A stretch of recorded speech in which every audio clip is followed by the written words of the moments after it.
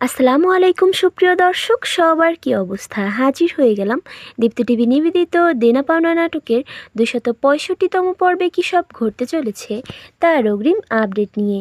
এই পর্বটিকেও মিস করবেন না, কারণ এই পর্বে আপনারা দেখতে পারবেন বিয়ের আসরে সবাই যখন পারমিতার জন্য অপেক্ষা করবে, তখন পারি আসতে দেরি করায় ইরফানের মাকে দেখা যাবে সে মিতুকে পাঠিয়ে দিবে পারিকে ডেকে নিয়ে আসার জন্য। পারির রুমে গিয়ে পারিকে খুঁজে না পেয়ে মিতুকে দেখা যাবে সে সাথে সাথেই এ বিষয়টা এসে ইরফানের মাকে জানাবে। একথা শুনে ইরফানের মা এসে সুমির মাকে পারি কোথায় আছে সে বিষয়টা জানতে ফোর্স করবে। যখন বুঝবে সুমির মা পারির বিষয়ে কিছুই জানে না, তখন ইরফানের মা মনে মনে ভাববে পারিকে হয়তো রিয়ার বাবাই লুকিয়ে রেখেছে। তখন ইরফানের মা সুমির মাকে বলবে, যাক, পারিকে আটকে রেখে হলেও যদি ইরফান ও রিয়ার বিয়েটা হয়ে যায় তাহলে তাই হোক, পরেরটা পরে দেখা যাবে। একথা শুনে সুমির মা বলে উঠবে, এটা কেমন কথা বললেন চাচি? ছোট ভাবির যদি কিছু একটা বিপদ হয়ে যায়? তখন ইরফানের মা সাথে সাথে মিতুকে দিয়ে সুমির মায়ের হাত থেকে ফোনটা কেড়ে নিবে এবং বিয়ের আসরে চলে যাবে।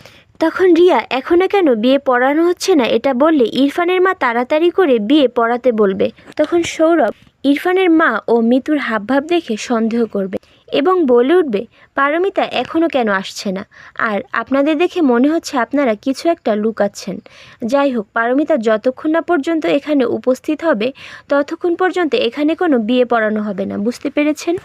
আর অন্যদিকে আপনারা দেখতে পারবেন নাদিয়াকে দেখা যাবে পারির বাবার মুখ থেকে তার এবং পারির সমস্যার কথা শুনে তার নিজ স্বার্থ হাসিলের জন্য সে এবার প্রথমে পারির বাবার চাকরিটা ফিরিয়ে দিবে এবং পরবর্তীতে পারির শ্বশুরকে ছাড়িয়ে আনার ব্যবস্থা করবে, যাতে করে পারিদের বাড়িতে তার ভিত্তি স্থাপন হয়ে যায়।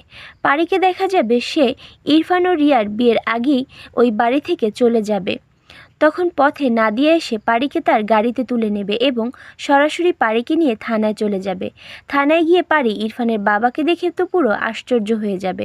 তখন পারি ইরফানের বাবাকে বলবে, বাবা আপনি এখানে? তখন নাদিয়াই যে পারির শ্বশুরকে ছাড়িয়ে এনেছে এ বিষয়টা তাদের কাছে শেয়ার করবে। আর এছাড়াও থাকছে আশ্চর্য সকল ঘটনা।